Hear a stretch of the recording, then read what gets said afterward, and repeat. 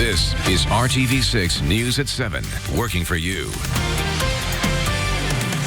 Good evening, I'm Rafael Sanchez, and right now at 7, RTV6, on top of a developing story in Tippecanoe County, at least 5 homes are badly damaged after this, a fire in the Lindbergh Village subdivision just outside of West Lafayette. These images captured by an off-duty firefighter while the homes, as you can see, were engulfed. The flames now are under control. There are no reports of any injuries.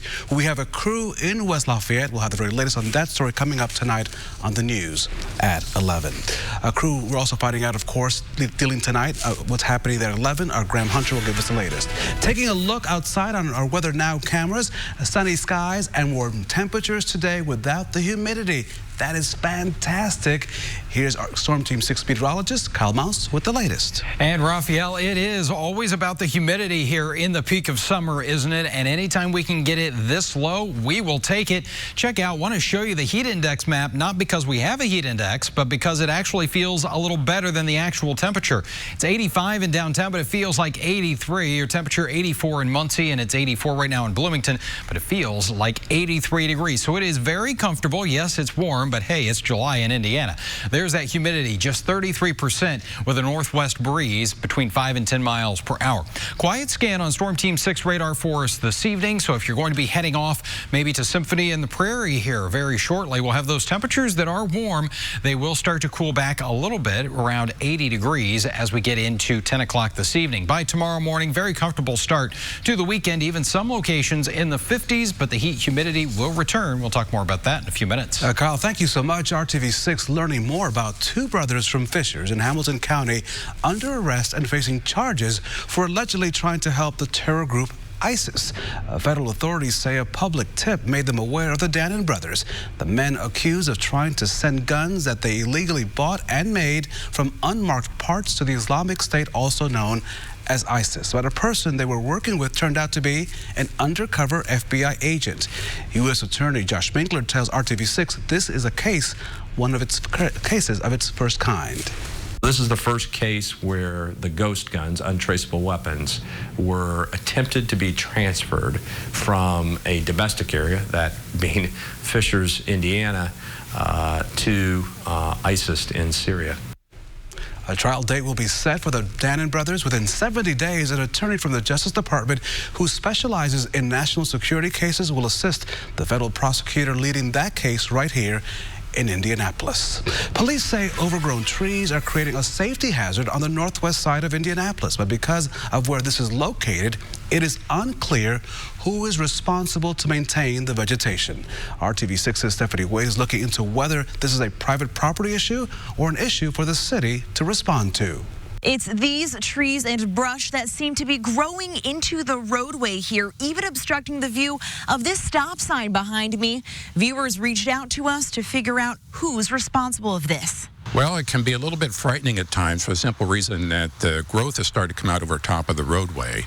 And if you try and pass 2 cars at certain points on there, it's impossible. So someone has to yield. Driving down 56th Street, just off of Grandview Drive on the northwest side, Robert Yost says can be difficult. The vegetation he's referring to is located next to the Highland Golf and Country Club. The problem so bad at times, neighbors tell me they've resorted to trimming the trees themselves. The golf course says they've maintained the greenery there in the past. They're going to have their superintendent check it out now. But part of the property is in the public right-of-way, which is the city's responsibility. The city says they'd have to send a surveyor out to determine the boundaries for sure, but vegetation maintenance is typically on the property owner. The golf course has been a good neighbor. I don't want to imply that they haven't been. They've been very, very good over the years, and I know money's tight and things are tight, so it's a bit understandable, but on the other hand, it would be nice to be able to see this cut back.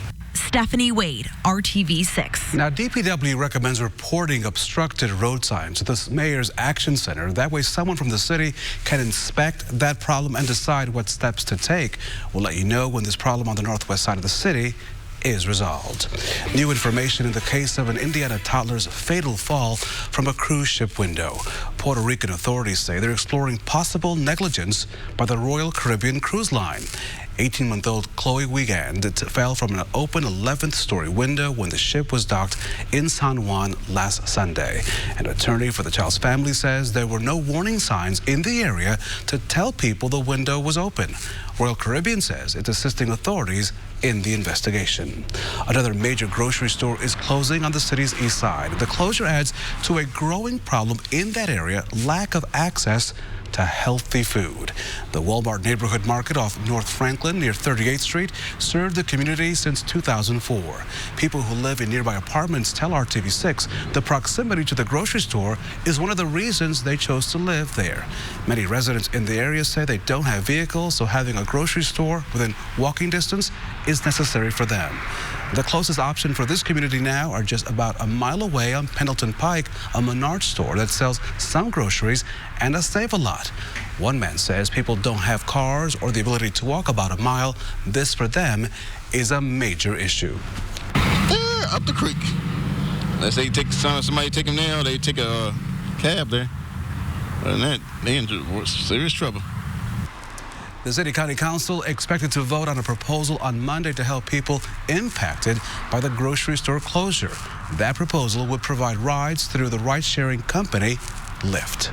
Something to watch out for this weekend. A major construction headache has officially begun on parts of I-65. As of 7 p.m., all lanes of I-65 southbound are closed from the south split to I-465. This will continue until July the 22nd. Then at 9 tonight, all lanes of I-65 southbound from the north split to the south split will be closed. That will only last through the weekend. Now, another major project beginning at 9, all lanes of I-65 southbound from I-65, I-865 to I-465 will be shut down.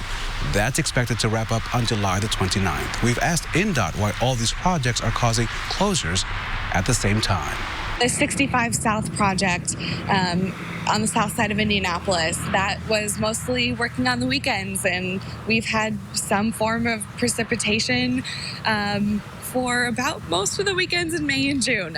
So that really hindered their progress.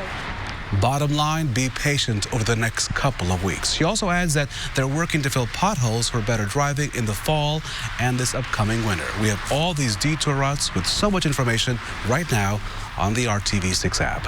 Still ahead on the news at 7. Teachers across the country suing the government over what they say is a broken promise. But first, let's check in with Kyle. And Rafael, tonight we've got Tropical Storm Barry, which is churning there in the northern Gulf of Mexico, just off the coast of Louisiana. Its eventual path could bring some rain into central Indiana. We'll talk more about that timeline. You're watching RTV6 News at 7. Reinbold and RTV6. This is RTV6 News at 7, working for you. Musician R. Kelly under arrest again. Federal agents picked him up last night in Chicago on charges of federal child pornography, obstruction of justice, and racketeering. ABC's Romita Puga shows you what's next in Kelly's case. R&B singer R. Kelly was arrested on Thursday with 2 separate federal indictments. A 13-count indictment by a federal grand jury in Chicago that charges Kelly with child pornography and obstruction of justice, and a 5-count indictment out of the Eastern District of New York in Brooklyn charging him with racketeering. He's a predator. Homeland Security Investigations Special Agent Angel Melendez told ABC News the racketeering case developed as a direct result of the Lifetime docuseries that aired back in January. Our agents were looking at this docuseries just overwhelmed and surprised that this individual's pattern has been going on for 20 years. The New York indictment pins Kelly as the leader of a criminal enterprise comprised of managers, bodyguards, drivers, and personal assistants that recruited women and girls to engage in illegal sexual activity with the star. According to the indictment, Kelly's sexual partners were required to follow certain rules, like calling him daddy, wearing baggy clothes when he wasn't around, not leaving their rooms without his permission, and not permitted to look at other men. Kelly's attorney believes his client is innocent. The charges that are brought here are decades old. I think it's the worst case of piling on I've ever seen. The musician is expected to spend the weekend in jail, and he'll appear in court for a bond hearing next Tuesday. Romina Puga, ABC News, Los Angeles. They came in illegally, they go out legally. 3 weeks after President Trump's first announcement, nationwide deportation raids are set to happen on Sunday. He says Immigration and Customs Enforcement will be targeting people with outstanding deportation orders. The White House has confirmed 2,000 people in about 10 major cities are top targets for that deportation. Many of them, we're told, are families. President Trump says the raids are supported by many American mayors, but the leaders of some of those cities expected to be targeted in the raids have spoken out against the plans. Indianapolis has not been named as a target. ABC News has confirmed that ICE is already operating beyond capacity and are housing more people than beds that they have in their care. A group of teachers suing the Education Secretary, Betsy DeVos. They claim her agency broke a promise which left the teachers in a mountain of debt. Corey Rangel talked to the teachers who are suing the secretary. Kelly Finlaw is a middle school art teacher. She is spending part of her summer break drawing up plans to expose the education department over a program that denies 99% of applicants, including her. They wanted to say, here's this wonderful thing we're going to do for you, and then make it impossible for people to obtain this. Kelly thought she qualified for a government program that forgives student loans for people who make their payments for 10 years and work in public service jobs, which includes teaching. But after making her payments on time for 10 years, Kelly says she found out she did not qualify because her loan provider misdirected her into getting a wrong type of loan. There's just one little loophole here and there, and then all of the history of the past 10 years, 12 years now, has been erased, and I start over. Instead of having her remaining student loan debt wiped clean as promised, she is now stuck with $88,000 she did not plan for. It's pretty devastating because there's nothing that I can do to alleviate that debt. Kelly just joined a new lawsuit which claims the Education Department ignored complaints about loan services, providing inaccurate information, and making administrative mistakes. The Education Department's own numbers show only about 1% of people who apply for loan forgiveness get approved, something the head of the American Federation of Teachers calls outrageous. The fact that they do not want to implement it means and shows that the people who they are serving is the predatory loan services. In a statement, the Education Department says it does not comment on pending litigation, but adds the department is faithfully administering the complex program Congress passed. In Washington, D.C., I'm Corey Rangel reporting. At TGIF, it is time for your forecast. A great day to enjoy a festival today and this weekend. Of course, plenty of water and some sunscreen, and that's your weather forecast. Good night, Kyle. No, I'm kidding. Yeah, pretty much here. We're kind of in cruise control a little bit, and not a bad place to be because today we have that humidity super low. Our temperature 85 degrees right now in Indy. We've had 7 90-degree days so far this year. We didn't add to that today, but pretty soon we're going to start adding those up once again. Your temperature 84 in Bloomington. That wind out of the north and northwest between 5 and 10 miles per hour for us, and a comfortable night tonight with those clear skies. Temperatures will drop back to around 62 degrees in the city. I think some of us will start off Saturday morning in the upper 50s, but then we'll warm pretty quickly from there. Lots of sunshine for your Saturday. Not going to have to worry about any rainfall here, so make sure you got the sunglasses and you got that sunscreen if you're going to be out very long at all. Our temperature 80 degrees for you at 11 a.m. We'll see those numbers getting into the upper 80s to around 90 degrees for your afternoon high. So once again, I think we're back in that 90-degree territory here to start off the weekend. 91 in Bloomington, 90 in Muncie, and 90 degrees in Lafayette. We talked about the humidity, very pleasant, and as we go into the day tomorrow, it will be there as well. Then the second half of the weekend, Sundays, when we get back into that tropical kind of oppressive feel, you step outside and you can really just kind of feel it. Well, that could also help to pop up a couple of isolated storms on Sunday, but most of us are going to go through the weekend without a drop of rain here. This is TrueCast, 9:30 Sunday morning, already into the 80s in some spots here. And as we go through the afternoon, you see our rain chances about 20% or or less here by 7 o'clock in the evening. Temperatures will make their way into the 90s. We talked about Barry here. It's going to be making landfall as we get late tonight and into tomorrow in Louisiana. And look at that path. Eventually, we'll take a turn towards central Indiana, bringing our next best chance for rain Tuesday and into Wednesday. Not expecting it to be all that heavy for us, but certainly some rainfall we could use at this point. It temporarily will cool us down here with highs into the 80s Tuesday, Wednesday, but we are right back to counting those 90s Thursday and Friday. Enjoy a great weekend in central Indiana. Kyle, thank you so much. Still to come, when you have a great idea, you want to share it, of course. But first, at Hiring Hoosiers, we took a look at the steps to protect your intellectual property before it all goes public. That's right next on the News at 7. That's why people feel better shopping at Meijer. And don't forget, we're just a few days away from Shark Tank coming to Indianapolis. You can pitch your product or your business idea to producers at that open casting call next Tuesday, July the 16th, at the Indianapolis Motor Speedway. Doors open at 6 a.m. We have much more information on the RTV6 app and the IndyChannel.com. We'll see you Tuesday at IMS. There are likely many people planning to head out to that open call, hoping that they have the next best product that will provide good paying jobs. As part of our Hiring Hoosiers initiative, we want to make sure that your idea is protected before it goes public. Hi Sharks, I'm Derek Paquet, and I'm a Hoosiers. It's the pitch. I don't know if I've ever been more scared of anything in my life. People hope is perfect. I'm giving you your full price. And will pay off. So Sharks, who's ready to cut a deal? Sometimes it does. Are you out of your mind? Sometimes it doesn't. But entering the Shark Tank can be as stressful as the real thing. Like many shark species, you'll need to depend on your gut and fight to survive. Beyond presenting a unique concept with the potential to make money, you'll also need to make sure your idea or product is legally protected. There are several basic types of IP protection that protect inventions. There are patents, copyrights, trademarks, and trade secrets. There are some others, but those are probably the four most common. Jeffrey Kosk is a partner with the Taft Law Firm in Indianapolis. His specialty, intellectual property.